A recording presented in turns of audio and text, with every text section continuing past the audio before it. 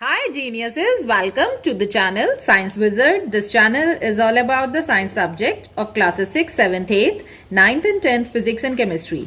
If you are new to my channel, you can subscribe to the channel for more science videos. And if you like the explanation, then please press the like button and you can share this video with your friends, family and the classmates. And the topic which we are going to discuss today is chapter 13, reproduction in plants, which is of class 7. सो इस chapter पे मैं already एक video बना चुकी हूँ जिसका link मैं आपको डिस्क्रिप्शन बॉक्स में दे दूंगी.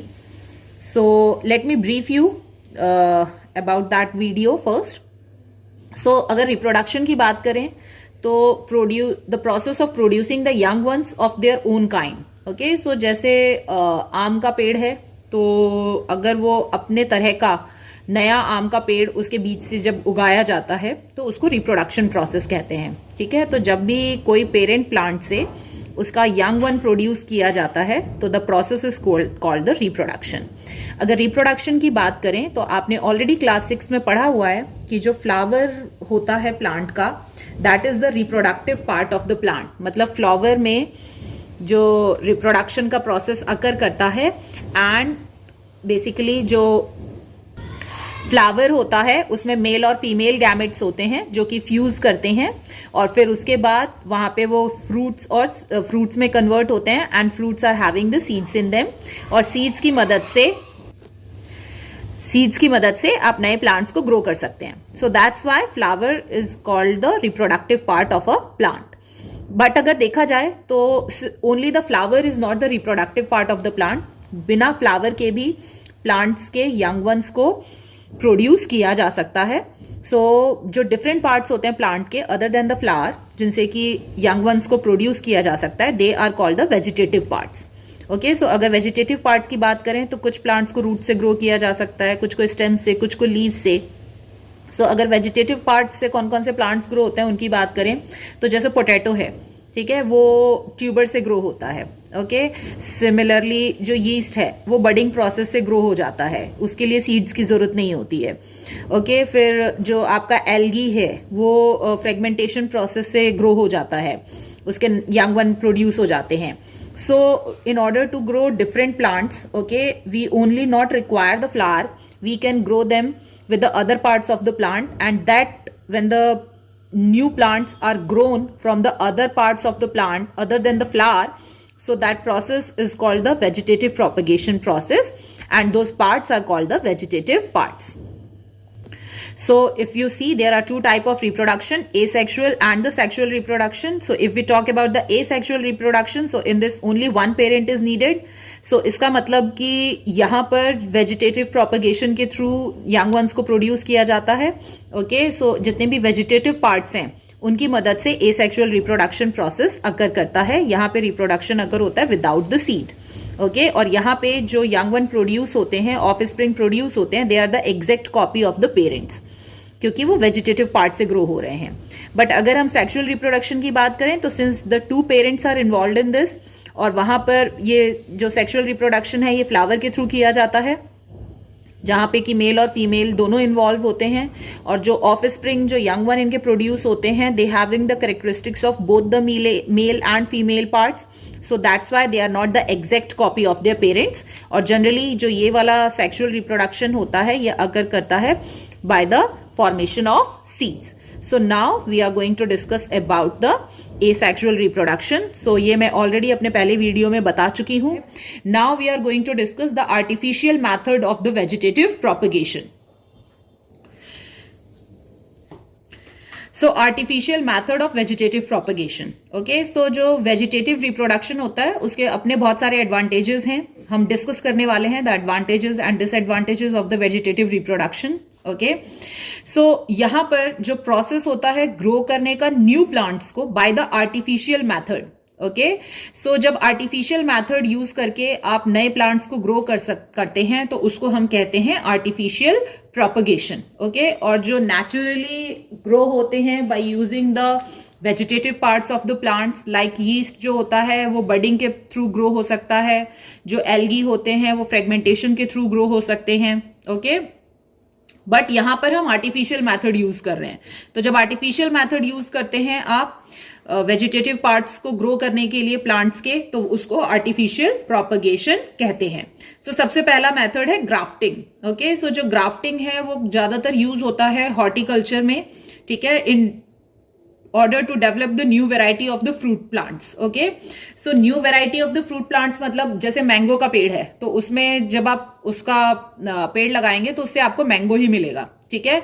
या फिर मैंगो में भी आपने देखा बहुत सारी डिफरेंट वेराइटीज होती हैं, ठीक है, जैसे लंगड़ा आम है और मालदेव आम है, ठीक है, तो डिफरेंट वेराइटीज होती है मैंगोज की भी, ठीक है। तो अगर आपको हाइब्रिड वेराइटी बनानी है, हाइब्रिड वेराइटी मतलब कि थोड़े कैरेक्टरिस्टिक्स इसके हों और थोड़े कैरेक्टरिस्टिक्स उसके मिलके एक नया कैरेक्टरिस्टिक का आम बन जाए, सो वहां पर आप ग्राफ्टिंग प्रोसेस यूज कर सकते हैं।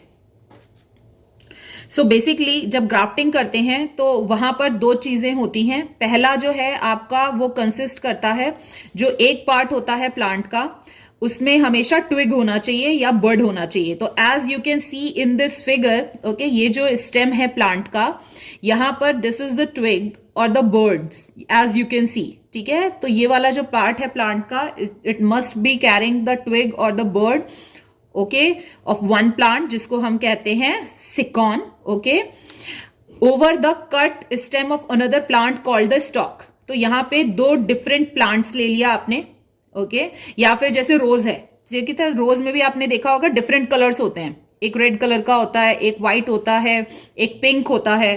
तो सपोज करो आपने ये जो स्टॉक है ये रेड रोज का लिया है और ये वाला जो सिकॉन है ये आपने दूसरा व्हाइट कलर के रोज का ले लिया है, ठीक है। तो यहां पे आप क्या कर रहे हो, दो डिफरेंट वेराइटी ऑफ रोज के स्टेम्स को ग्राफ्ट कर रहे हो, सो दैट नया वेराइटी ऑफ रोज आप डेवलप कर सको यहाँ पे, ठीक है, ग्रो कर सको। सो यहाँ पे याद रखिएगा जो ये वाला पार्ट होता है ऊपर वाला जिसमें ट्विग होता है या बर्ड होता है उसको हम सिकॉन कहते हैं, और जो नीचे वाला पार्ट होता है जिसपे आप इसको ग्राफ्ट करते हैं उसको हम कहते हैं स्टॉक।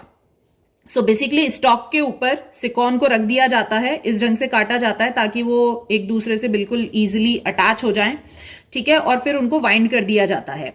सो आपने कितनी बार नोटिस किया होगा जब आपकी फिंगर कट जाती है, ठीक है, तो आप वहां पर ब्लड निकलता है और फिर उसके थोड़ी देर बाद जब ब्लड स्टॉप हो जाता है तो कुछ टाइम के बाद जो आपका कट था वो अपने आप ही स्किन उसको हील कर लेती है और वहां पे अपने आप ही स्किन फॉर्म हो जाती है। तो the same happens here also, जब आप इन दोनों को एक दूसरे से अटैच करके बांध दोगे तो थोड़ी देर बाद क्या होगा कि नए सेल्स डेवलप होते हैं हर लिविंग थिंग में। तो नए सेल्स जब डेवलप होंगे तो ये दोनों एक दूसरे से अटैच हो जाएंगे और फिर इजिली जो फूड और वाटर और मिनरल हैं वो ट्रांसपोर्ट हो सकते हैं, ओके, और फिर नया वैरायटी ऑफ प्लांट ग्रो होगा। ओके, सो बेसिकली आपको क्या करना है, इन दोनों को एक दूसरे के संग बांध देना है। ओके, तो जो स्टॉक होता है वो मिट्टी के संग कनेक्टेड होता है, बेसिकली स्टॉक में रूट्स होते हैं। सो जितना भी वाटर और मिनरल है जो कि पूरे प्लांट को प्रोवाइड किया जाता है वो किया जाता है with the help of the stocks. Okay, so जब आपने इनको ज्वाइन कर दिया है तो स्टॉक सप्लाई करता है सारे essential nutrients from the soil, okay, to the scion, and इस मेथड की मदद से आप नए वेराइटीज ऑफ प्लांट्स को ग्रो कर सकते हैं। ठीक है, तो अगर रेड और व्हाइट जैसा मैंने आपको एक्सप्लेन किया, सो जब आप उनकी ग्राफ्टिंग करेंगे तो you will get the new variety of plant. तो अगर ये क्वेश्चन आता है कि नए वेराइटी ऑफ प्लांट को ग्रो करने के लिए कौन सा आर्टिफिशियल प्रोपगेशन मेथड यूज किया जाता है, तो that is the grafting method. So basically this is the method which is used for providing the new variety. Okay, so यहां पर मेजरली अब जो भी नया वेराइटी का प्लांट बनेगा, ठीक है, सो वहां पे उसमें दोनों के कैरेक्टरिस्टिक्स होंगे, हमेशा याद रखिएगा, इसके भी, स्टॉक के भी और सिकॉन के भी, जो कि आपने दूसरे प्लांट से लिया है। तो the new variety which develop it must be carrying the property of both the stems, okay, जिनको आप ग्राफ्ट कर रहे हैं। So this is a good method in order to develop a new variety of any plants. Next is the cutting method. ठीक है, तो ये method बहुत इजी होता है, इसमें आपको कुछ नहीं करना। यहाँ पे जो भी हेल्दी प्लांट है, ठीक है, तो उसका हेल्दी जो यंग ब्रांच ऑफ प्लांट होता है उसमें आप देख लीजिए बस कि जो जैसे ये ब्रांच है प्लांट का, तो उसमें लीव्स होने चाहिए और बड्स होने चाहिए छोटे छोटे, ठीक है, जहां से लीव्स ग्रो होते हैं। ओके, सो आपको उसको कट कर लेना है, जैसे मनी प्लांट को ग्रो किया जाता है। आपको मनी प्लांट जहां से भी आप कट कर रहे हैं वहां पे देख लीजिए बड है कि नहीं है, ठीक है, और फिर उसको कट करके if it is having the birds and leave in it, तो आप उनको मिट्टी में डाल सकते हैं या फिर आप पानी में उसको रख सकते हैं, ठीक है। सो ये जो कटिंग है ये धीरे धीरे रूट्स डेवलप कर लेती है और ग्रो हो जाती है into the new plants. Let me show you. So जैसा आप देख सकते हो ये एक बॉटल है, ठीक है। इसमें मैंने ये मनी प्लांट जो है इसकी ब्रांच को कट करके इसमें लगा दिया था और ये मैंने इस आप you can C easily this portion, as you can see this part, yeah, this part is the bud, okay, as you can see यहीं से जो leaves हैं वो grow होते हैं, there are so many buds in it, okay, this portion is called the buds, ठीक है। ये आप देख सकते हैं बहुत सारे buds हैं। so as you can see ये जो मनी प्लांट है इसमें मैंने कट करके लगा दिया था, उस वक्त इसमें कोई भी रूट नहीं था और इवेंचुअली इसने ये रूट डेवलप कर लिया है। सो कटिंग जो होता है वो बहुत इजी मेथड होता है जिसके थ्रू आप किसी भी प्लांट को ग्रो कर सकते हैं। As you can see the roots of the money plants, okay, are grown so long, बहुत लंबे बड़े हो गए हैं इसके roots, okay. So this is how by cutting you can grow the plants. So now the third process of artificial propagation is the layering.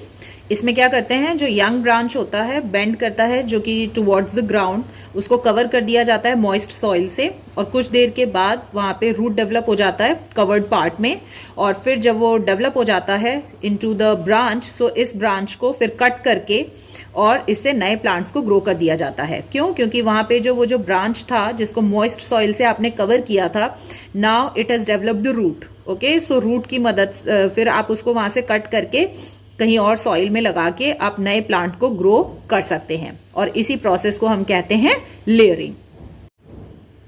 So as you can see in this diagram, this is the main plant, okay, this is the main stem, इसमें से ये branch बाहर आ रही है। इस branch को यहाँ से कवर कर दिया गया है with the help of the moist soil और थोड़े टाइम के बाद जब वेट करते हैं तो जो बर्ड्स जहाँ जहाँ होते हैं वहाँ से रूट्स डेवलप हो जाते हैं और फिर वहाँ पे ये देखिए आप नया ब्रांच डेवलप हो जाता है, ठीक है। तो ये जो नया ब्रांच है which has developed the root in it, यहाँ से नए प्लांट्स को ग्रो किया जा सकता है और इस प्रोसेस को हम कहते हैं लेयरिंग। तो इसकी मदद से जनरली जैस्मीन, जिसको चमेली कहते हैं, रोज, बोगनवेलिया जैसे प्लांट्स को ग्रो किया जाता है।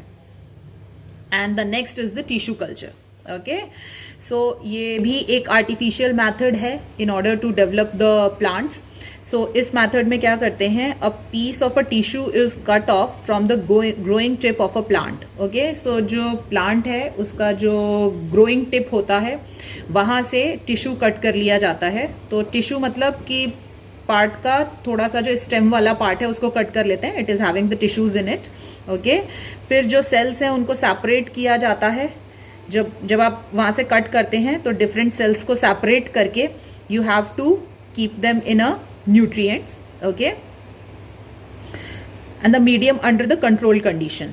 तो जो डिफरेंट सेल्स हैं उनको आप न्यूट्रिएंट्स में डाल देते हैं। न्यूट्रिएंट्स का मतलब कि बेसिकली जो प्लांट है उसको न्यूट्रिएंट कहाँ से मिलता है, from the soil, okay, the water and all the minerals, okay. So यहाँ पे भी जो आपने टिश्यूज लिए हैं जिनको डिवाइड कर दिया है इनटू द सेल्स और डिफरेंट सेल्स को आपको न्यूट्रिएंट मीडियम में रखना पड़ेगा, okay, so that they can get the nutrition and develop, okay। so जो न्यूट्रिएंट मीडियम होता है उसमें हार्मोन्स होते हैं जिनकी मदद से जो सेल्स हैं वो डिवाइड होते हैं। क्योंकि अब कोई भी लिविंग थिंग जो है उसको ग्रो करने के लिए क्या करना पड़ेगा, it need to divide the cell. जितने ज्यादा सेल्स बनेंगे उतना ज्यादा वो ग्रो होगा, ठीक है। तो सेल्स को ग्रो करवाने के लिए the cells have to divide and in order to break down the cells, okay. तो पेरेंट जो सेल होता है वो डॉटर सेल्स में ब्रेक डाउन होता है, तो उसके लिए वहां पे उसको न्यूट्रिएंट मीडियम चाहिए होता है which is must be having the hormone in it, okay.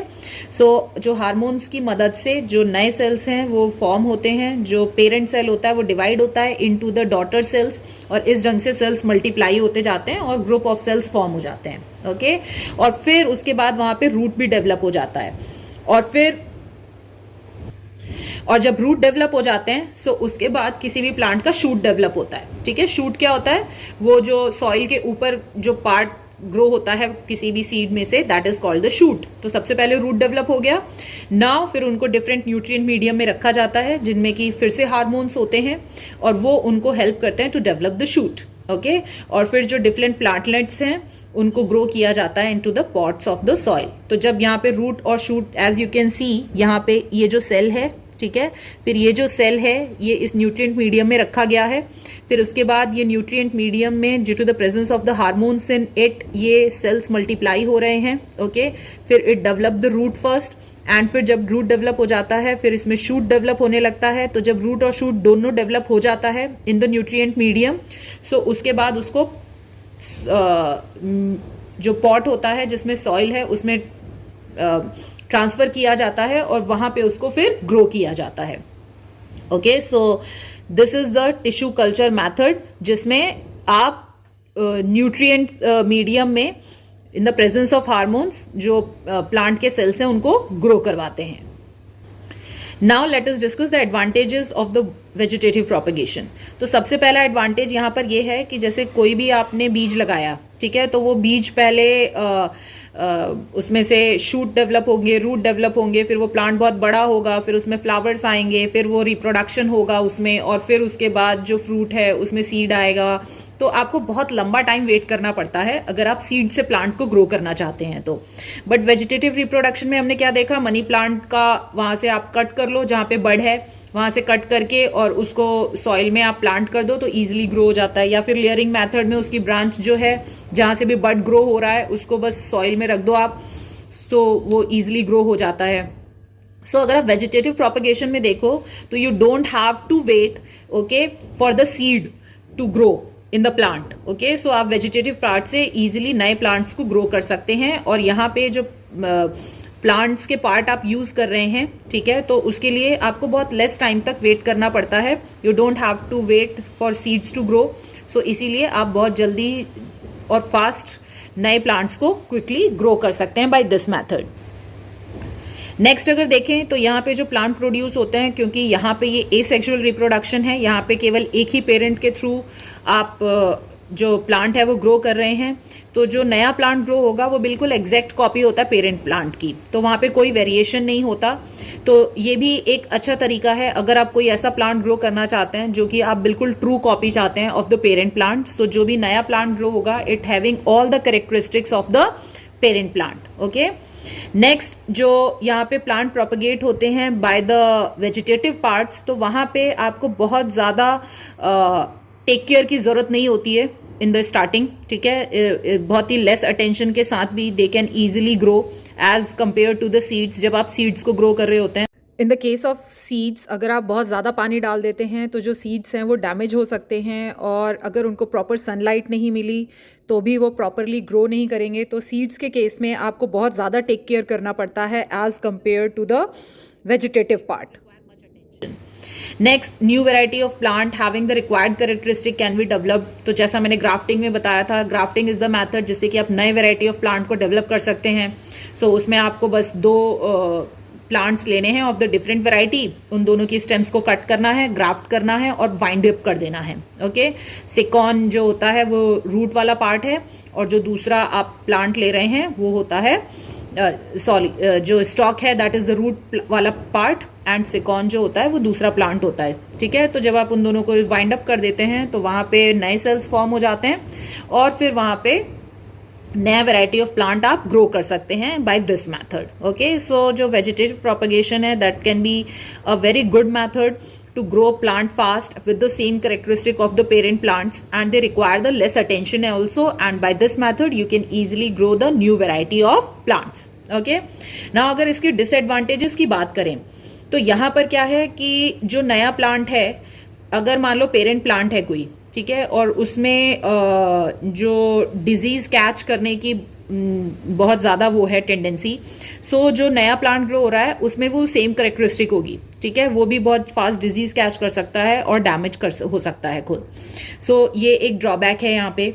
फिर जो जर्म्स हैं वो भी इजीली पास हो सकते हैं from the parent to the offspring in this. Okay, because यहाँ पर क्या है कि आप सीधा जो प्लांट है उसी से, प्लांट का जो पार्ट है उसी से नया प्लांट ग्रो कर रहे हैं, तो बट अगर आप सीड लेते हैं तो सीड के केस में ऐसा नहीं है, वहां पे कोई डिजीज या फिर कोई जर्म्स जो हैं वो ट्रांसफर नहीं होते हैं। बट अगर आप वेजिटेटिव प्रोपेगेशन से करते हैं तो डिजीज और जर्म्स जो हैं पेरेंट प्लांट की, they can easily get transfer to the young plant, okay, offspring plant.